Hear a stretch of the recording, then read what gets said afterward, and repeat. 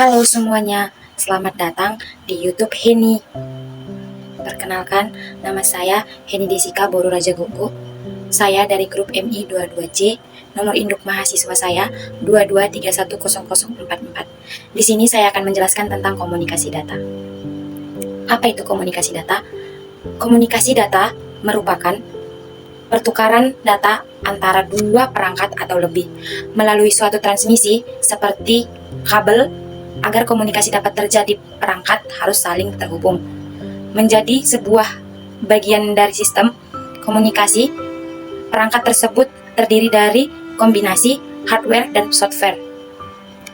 Setiap informasi, data akan ditempatkan atau dimasukkan dalam bentuk analog atau digital, serta dipecah dalam beberapa kelompok atau diskem data yang disebut dengan paket. Masing-masing paket terdiri dari data aktual yang dikirim, kepala data, informasi jenis data, asal data, tujuan data, bagaimana data disajikan sampai ke tempat tujuan.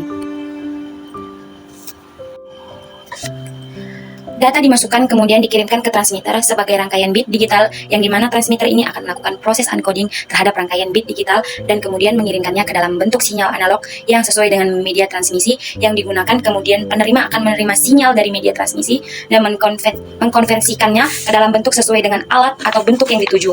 Seperti itulah proses dari cara kerja pengiriman dari komunikasi secara singkat.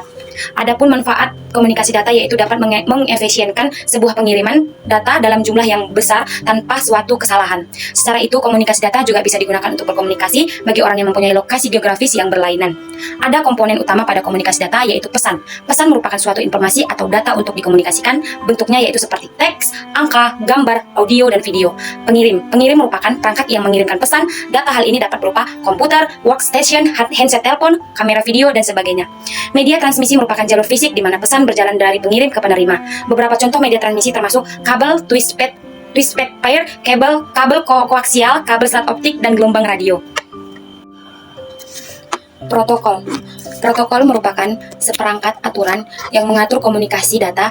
Ini merupakan kesepakatan antara perangkat yang saling berkomunikasi. Tanpa protokol, dua perangkat mungkin akan terhubung tapi tidak dapat berkomunikasi. Dan yang terakhir yaitu penerima. Penerima merupakan perangkat yang menerima pesan. Hal ini dapat berupa komputer, workstation, handset telepon, TV, atau televisi, dan lain-lain.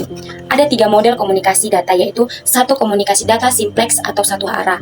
Hanya saja dapat membawa informasi data dalam bentuk arah dan tidak bolak-balik. Yang kedua, komunikasi data half duplex atau dua arah bergantian yang dapat mengirim informasi data dan informasi data namun tidak dalam waktu yang sama alias bergantian.